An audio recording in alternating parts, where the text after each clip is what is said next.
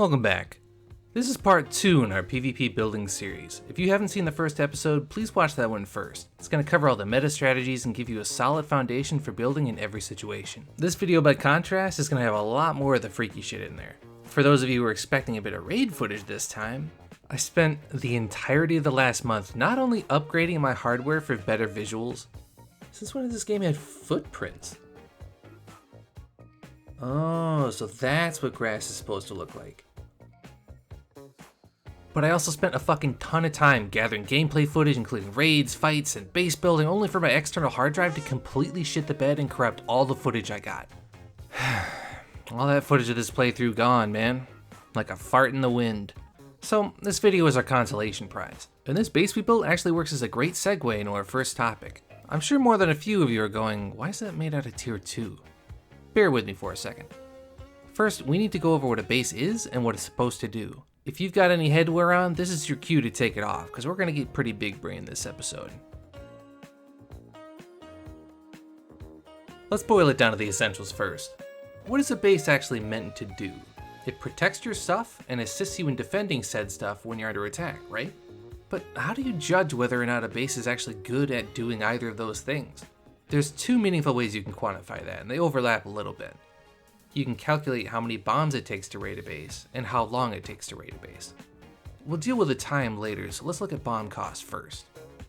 Outside of a few examples, there's no such thing as an unraidable base in Conan, so when you're building your base and adding Honeycomb, you're not really aiming to be unraidable. You're attempting to reach a bomb cost that makes you feel comfortable. Essentially, you're making sure there's enough health between you and the attackers, which translates into time and resources needed to raid the base.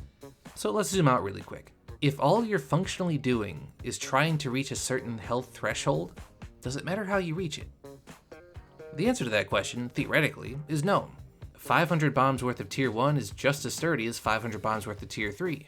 Of course, stacking together millions of tier 1 layers isn't really feasible. Tier 2, on the other hand, has only half as much health as tier 3. So the question really becomes, can you farm twice as much tier 2 as tier 3 in the same unit of time? And the answer to that question is typically actually yes. Now, tier 3 is cheaper than ever, given that blacksmiths that are tier 3 and above could reinforce iron into steel, but let's look at the farm paths real quick. For tier 2, you just need wood and iron. Pretty simple. For tier 3, you need a good blacksmith, iron, wood, hides, brimstone, black ice, and on servers where brimstone locations are hotly contested and obtaining thralls can be made very difficult, you can kinda start to see where the argument comes together. Of course, it's not as cut and dry as it seems though. It's easy enough to say that you can just build twice as many layers to compensate for the lower health, but the larger your structure gets, the larger that perimeter grows, and it grows exponentially. For larger structures, the overall cost of compensating for tier 2 can get out of control. Then you have to consider situations where you don't have unlimited space for additional layers, like the entrance to a smaller cave or a shorter pillar base where tier 2 starts to become unviable by comparison. Or does it? Stay with me here. Logically speaking, there's no reason why a tier 2 base has to precisely match the health total of a tier 3 base. Let's go back to what bases do. They cost resources and they take time. I think a great deal of players actually really overestimate the amount of health that they need to be functional. As long as it has enough health to put you in the game, you're in the game. It has much more to do with how much health you feel you need to play comfortably. Let's cover one of the hidden strengths of tier 2 just to sweeten the deal a little bit. For your standard base, when your doors are raised up, raiders have two options for attacking it. Bomb all the way through the foundations, or use arrows to cheaply tunnel through the doors. Compare a tier 3 door tunnel to a tier 2 door tunnel of the same health. Because the tier 2 door tunnel has more doors, it's actually more expensive to raid than a tier 3 door tunnel while having the same amount of functional foundation health. And you might be thinking, sure, that works, but what's the point of putting a tier 3 door in a tier 2 wall? Why don't you think outside the bun for once in your pathetic little life? Let me ask you then, what is a wall? Strip it down to the basics. What's the real health value of this entire barrier, the part that actually matters? Think about it, where are they actually bombing? Are they bombing here, or here, possibly here? No, they're bombing the door. The wall's only function is to be more expensive than the door, to force that choke point. And tier 2 fence foundations still have more health than the door, so what's the functional difference between this barrier and this barrier? Ultimately, nothing, because the point of entry is still the door, and because the doors are identical and the surrounding walls are still more expensive to raid, meaning the door is still the cheapest area to attack, functionally speaking, these barriers are identical. And if you're feeling risky, we can take this another step further. Imagine your attack options again. You're either going to arrow through the doors or bomb out the foundations, right? And your walls technically only need to be stronger than the door to survive, right? And the lower layers of fence foundations will block explosive damage to the higher levels, right? So why not use walls instead of fence foundations after the first 2 levels? Think about it this way. When you stack up fence foundation to a wall of basically any variety, the math checks out like this. We're going to use tier 3 to get the point across. A tier 3 wall takes 3 insulated wood, 2 steel reinforcements, and 8 black ice, while a fence foundation takes 5 insulated wood, 3 steel reinforcements, and 12 black ice. If you compare what that actually translates into, a wall has 22% less health than a fence foundation, but it costs 33 to 40% less per resource depending on the one you're looking at. Meaning, walls are actually more efficient in terms of health per resource spent. Meaning that, over time, using walls, you'll get more health for fewer resources, and you'll reach that health threshold sooner. You can still use tier 3 when it counts too, not just in the doors. Say you're in a cave that can be effectively plugged up with a drawbridge. You can use tier 3 on the gate and the supporting foundations for it, and then supplement your defense with mass-produced tier 2. And because the real bottlenecks of your base are tier 3, the 2 types complement each other to make a cheap and incredibly effective setup. That was a lot of information. Let's zoom out for a second. What are we trying to do here? Am I saying that tier 2 is better than tier 3, or that you should be building with tier 2 all the time? Of course not, that's not the point at all. The point is that it's an option. You can quickly and easily build up a satisfactory, functional base with a bomb cost potentially in the hundreds with very little effort. Let's go back to that base in the beginning as an example. On this server, when we were just getting started, before we were even level 60, we got door camped by people on horseback, and we got raided on our very first day. Whenever we went out to farm, someone would be on us on horseback ganking us every single time, and there were active clans running around raiding people. Basically, we were under pressure 24/7. So we decided on using tier 2 for the time factor.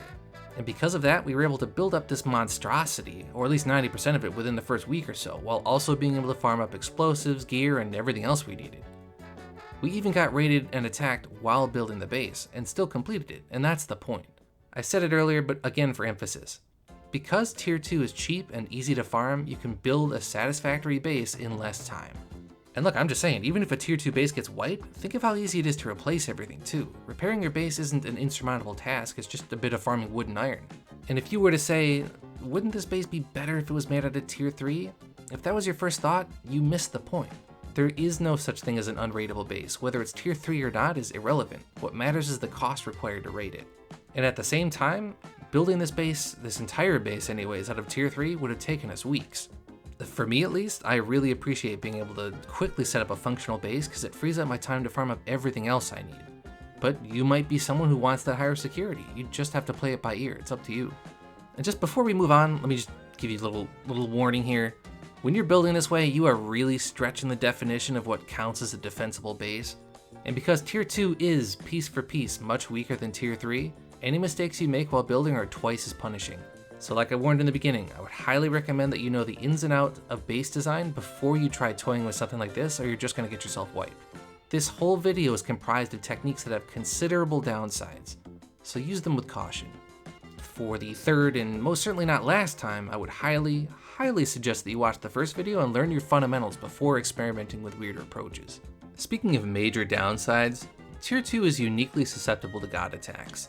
Tier 3 has enough health on it that if a god is summoned incorrectly or from too far away, a good portion of your base is likely to survive. With tier 2 though, it's much more forgiving for the attacker. They can summon from further away and take fewer shots to level whole sections of your base. Now, I know we covered bubbles in the last episode as being crucial for base defense, but it's not always an option, especially for solos or smaller clans. If only we had some sort of cost-effective approach to god defense. Something cheap that even a solo player could— oh right, we do!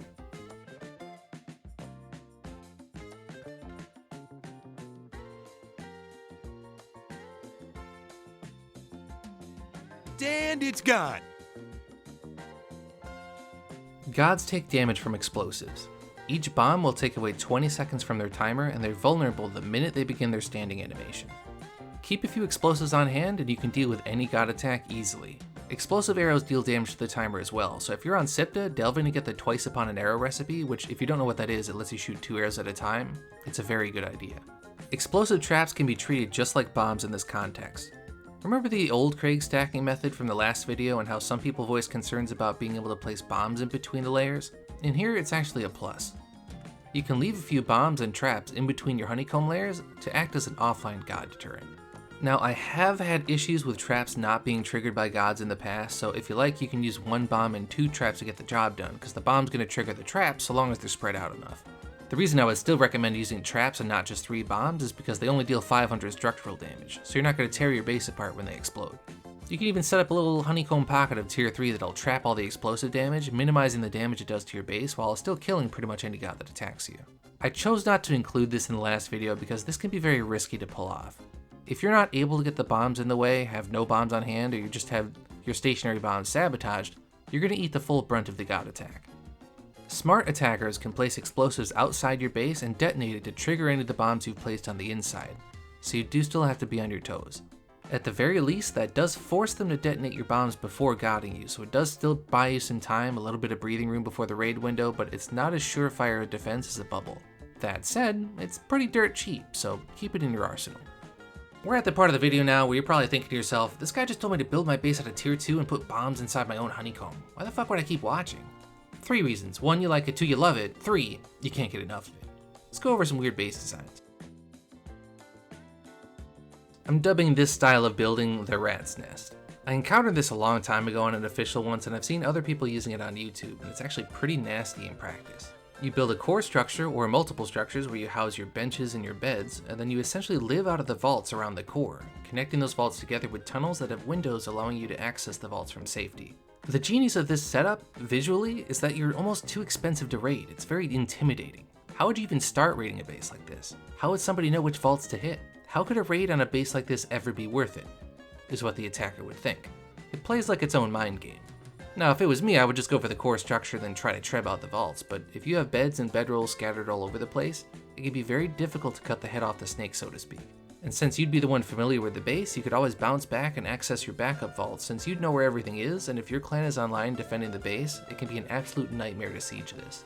In fact, just generally speaking, adopting a decentralized base design can be very good for defense in certain situations, even outside of the rat's nest design.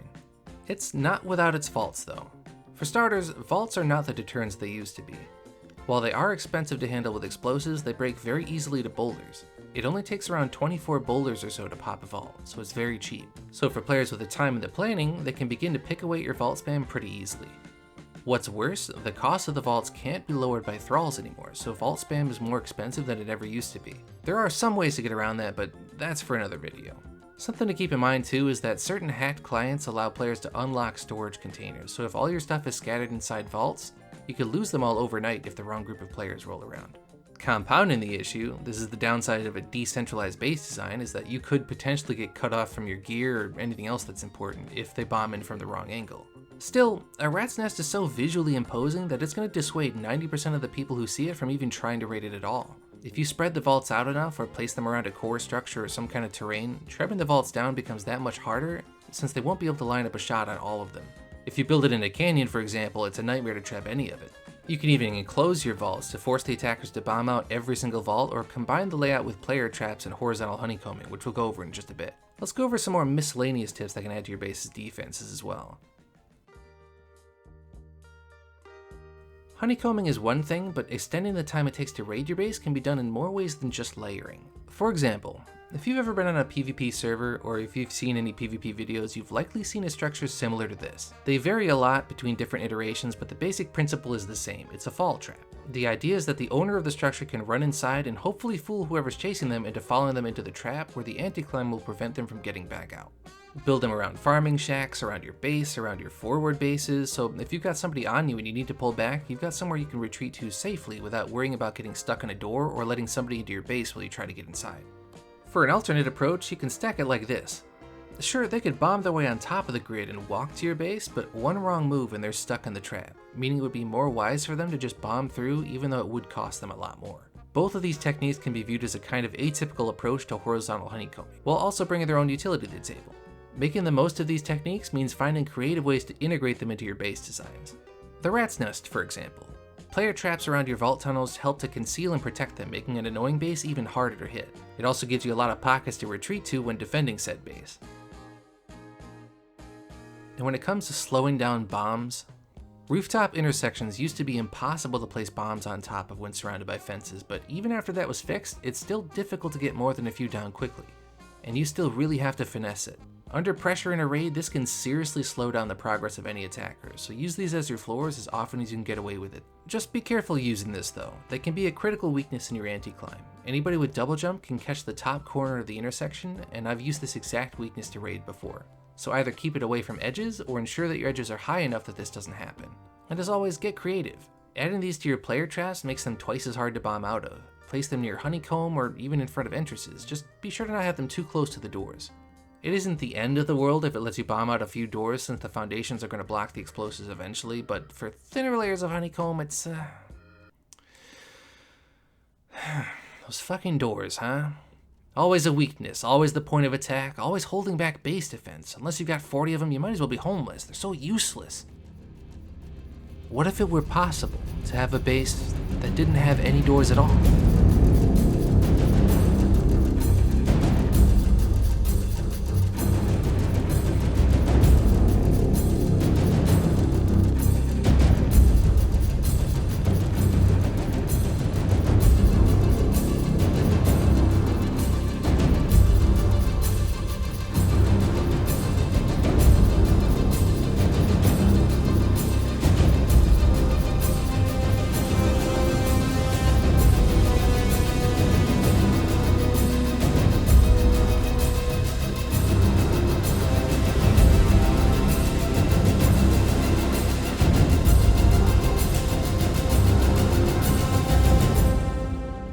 Getting stuff into the base is actually pretty easy. When you leave thralls on scouting, eventually they return to their home position regardless of where it is, with their inventories intact. So all you would need to do is place your bearer thralls inside the base once you fully sealed it off. And then when you take them out to farm, you just leave them on scouting and eventually they'll return inside the base. You do have to be careful though, thralls left on scouting can be killed a little bit after you leave them, and players can use palisades to bleed them out otherwise. So it's a good idea to build a shack somewhere where you can leave your thralls before they return home, just to keep them safe. So that settles how to get resources into the base. How do you get out of the base with said bearer thralls? In Sipta, there's no legitimate way as far as I know, but in Exile lands there is. Midnight potions. They'll teleport you to the Jebel Sag dungeon, which you can then exit and travel the world freely. Grab a bearer thrall, midnight out of your base, complete your farm, and then leave them. The thrall will return home, and the whole thing works like a charm. In fact, you can use bearer thralls to bring things home even if you have doors. Say you're at the top of the volcano or just really far from an obelisk. This will limit the amount you're able to farm, of course, but now nobody can follow you home and it'll save you quite a bit of time on traveling. And if you watch the farming video, travel time is kinda crucial to keep on the minimum. The benefits to this playstyle are immediately obvious. Without doors, your honeycombing is 100% effective, so estimating the amount of bombs to get inside is 100% accurate. You don't have to worry about someone shooting through doors because there aren't any. This also lets you build incredibly expensive to raid bunkers fairly cheaply for the same reason. The downsides, of course, are just as obvious. Playing this way is very tedious. If you run out of potion materials, you're kinda screwed. Restocking on supplies takes considerably longer, and waiting for thralls to return home can take hours at times, depending on who is online and where they are on the map. If your base is under attack, the only way you can defend it is to take a midnight potion to go to the dungeon, run to a map room, warp to an obelisk close to your base, and then run over there and defend it, which, depending on where you live, that might be completely unfeasible. Even worse still, a base being expensive doesn't make it unraidable, so players can still pretty easily farm up the bombs necessary to poke through a base. Still, in the same vein as the rat's nest, coming across a base that has no doors can discourage most raiders, so for some of you, the positives may outweigh the negatives. We'll sign off with just 2 more miscellaneous tips, since there wasn't any good place to put them in the video. Hold on, I gotta switch the music back to Weather Channel. Firstly, if you're trying to hide your base location, log out away from your base. Players with ESP hacks can find your body from across the map, so if you're in your base when you log out, they'll find it. Logging out in the desert prevents this.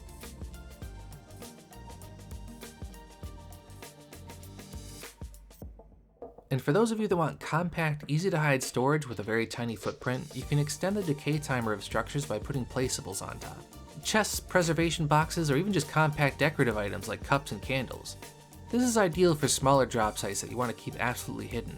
Just a little 1x1, just out of sweeping range with enough cups on it to last between farming trips. Just something to keep in mind. I'll put out a separate video for cheap fortified drop sites for outposts and farming in the future, but for now, just focus on your decay timers.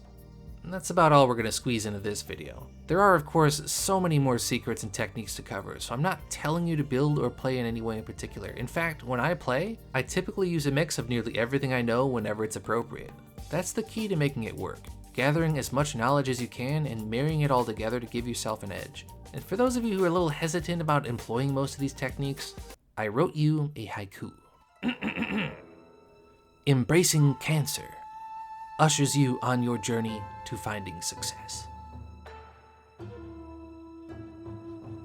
Original poem, Do Not Steal. Sorry for the delay, I've got more videos on the way. It wasn't really my fault this time, but it still kinda stinks. I've also been considering live streaming some official gameplay in the future, but I haven't quite decided on that yet. I'm just trying to keep my options open, but we'll see. And as always, thanks for watching.